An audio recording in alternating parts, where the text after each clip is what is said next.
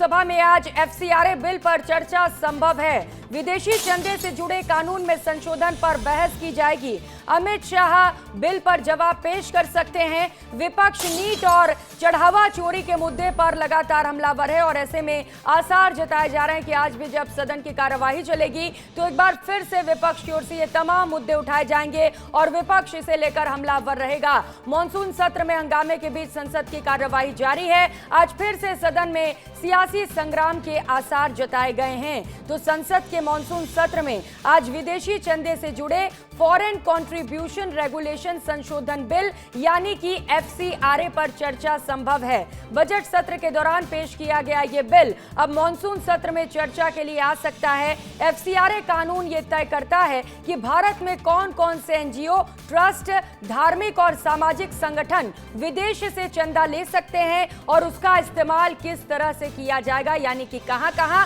और कैसे उसका इस्तेमाल होगा। सरकार का कहना है कि विदेशी धन का उपयोग देश की सुरक्षा और सार्वजनिक हितों के खिलाफ न हो, इसके लिए यह कानून जरूरी है। सूत्रों के मुताबिक चर्चा के दौरान गृह मंत्री अमित शाह सदन में बिल पर जवाब भी दे सकते हैं। वहीं विपक्ष लगातार नीट पेपर लीक और राम मंदिर चढ़ावा चोरी जैसे मुद्दों को लेकर सरकार को घेर रहा है। मॉनसून सत्र में अब तक हंगामे के चलते सदन की कार्यवाही प्रभावित हुई है। अब देखना होगा कि क्या आज भी इसी तरीके से जो कार्यवाही है वो प्रभावित होती है या शांतिपूर्ण चलती है। तो चलिए आपको बता देते हैं कि एफसीआरए क्या है, जिसे लेकर आज चर्चा है कि इसे बिल पेश किया जा सकता है। फॉरेन कंट्रीब्यूशन रेगुलेशन एक्ट यानी कि एफसीआरए विदेशी चंदे से जुड़ा हुआ कानून है। विदेश से मिलने वाले डोनेशन की निगरानी एनजीओ, ट्रस्ट और संगठनों पर यह नियम लागू होता है, जिस पर आज सदन में चर्चा संभव जताई जा रही है। विदेशी दान, धन और संपत्ति को यह कंट्रोल करता है और इसीलिए इस बिल को बहुत ही महत्वपूर्ण माना जा रहा है, जिसमें कहा जा रहा है कि आज इसे लेकर सदन में चर्चा की जा सकती है। लेकिन क्या चर्चा हो पाती है या नहीं, ये बहुत बड़ा सवाल है, क्योंकि इससे पहले भी लगातार विपक्ष हंगामा करता रहा और सदन की कार्यवाही बाधित होती रही।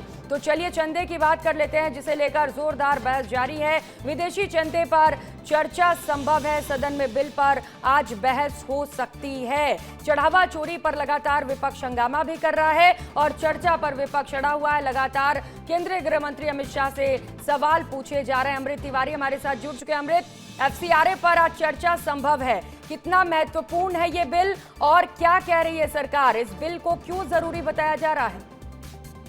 देखिए, देश हमारा बहुत बड़ा है और इसमें बताओ लोकतंत्र, बहुत सारे ऐसी संस्थाएं हैं जो चंदा लेती हैं और विदेशी चंदा यहाँ आते हैं। लेकिन कई जैसे खुफिया एजेंसियों से सूचनाएं मिलती रही हैं और ये लंबी प्रक्रिया रही है। इसको लेकर के विपक्ष के नेताओं से भी बातचीत की जाती रही है कि जो यह खतरा है वो कितना थ्रेटनिंग है और इसको यूपीए की सरकार भी इसके ताप को महसूस कर चुकी थी। ऐसे में जब यह बिल लाया जा रहा है तो कल राहुल गांधी से बाकायदा किरण रिजिजू जब मिले थे, उन्होंने इसकी चर्चा की थी और उनके इसके अलग अलग पहलुओं को समझाया था।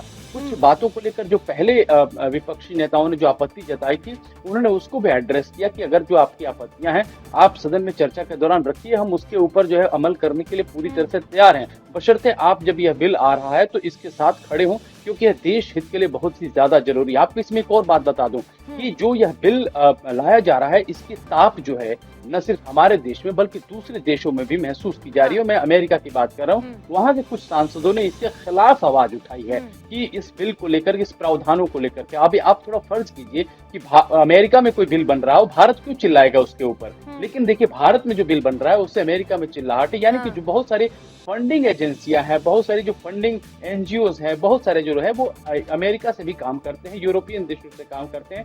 बहुत सारी जो हमारे देश में जो चर्च है, मिशनरीज हैं, उनको फंडिंग होती है। लेकिन चर्चों की भी कुछ वाजिब बातें हैं, जो तर्क हैं उन्होंने दिए हैं सरकार को। सरकार ने उनकी बातों को माना भी है कि बहुत सारी संस्थाओं को बाहर से चंदा आता है और जेन्युइन चंदा आता है, तो सरकार जेन्युइन चंदे से खिलवाड़ नहीं करेगी। जो बिल में प्रावधान किया गया है, इसमें जो इरेगुलरिटीज है उसके ऊपर जो है खासतौर पर तवज्जो रखी जाएगी, निगाह रखी जाएगी और साथ ही साथ एजेंसियां कार्रवाई करने में सक्षम हो, इसको लेकर के इसमें प्रावधान होगा। अदरवाइज अगर कोई सही तरीके से चंदा आता है तो कोई दिक्कत नहीं है, क्योंकि हमने देखा है बहुत सारे सबूत और साक्ष्य मिले हैं कि देश में कहीं भी इंसर्जेंसी रही हो वहां पे विदेशी चंदे का एक बहुत बड़ा बिल्कुल, योगदान अमृत, रहा है। बड़ा योगदान होता है और इस पर सिर्फ देश की नहीं विदेश की भी निगाहें हैं, जैसा कि आप बता रहे हैं। हालांकि इस बिल को देश हित में बताया जा रहा है, तो देखना है कि विपक्ष क्या स्टैंड लेता है। इस बीच एक और बड़ी खबर बता दें, आपके साथ जुड़े रहेंगे अमृत, इस पर भी आपसे रिएक्शन लेंगे।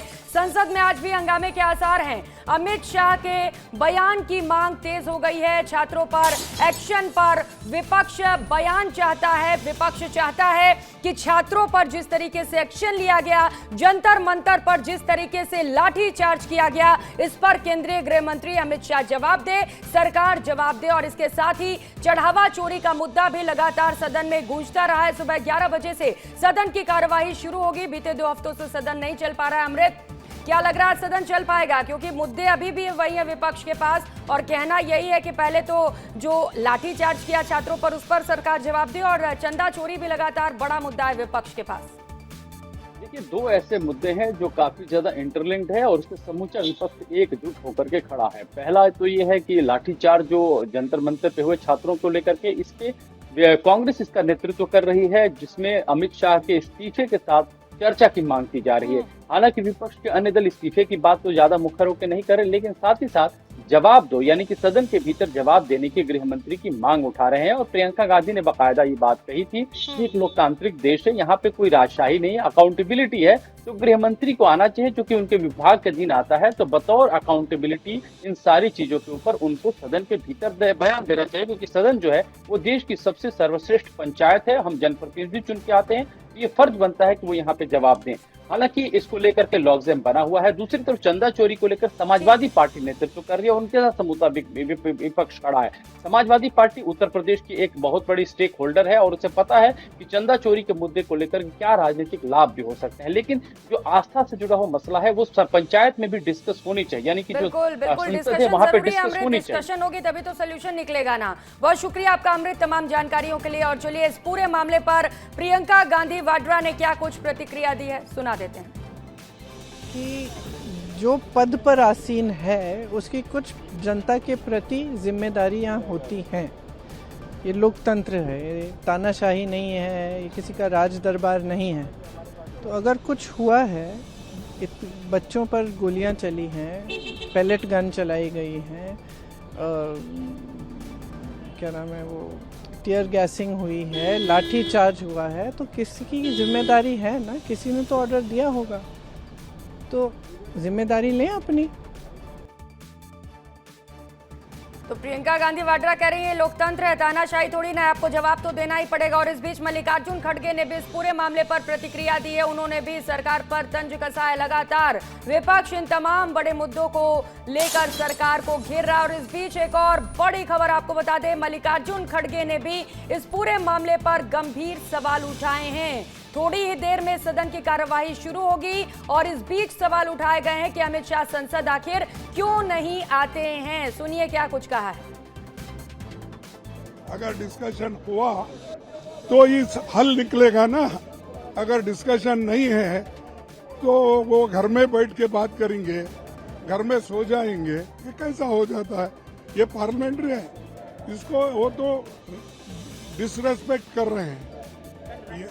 ये अंदर आना नहीं चाहते। इतने दिन हो गए पार्लियामेंट शुरू होके, अंदर आके बयान देने को इनको क्या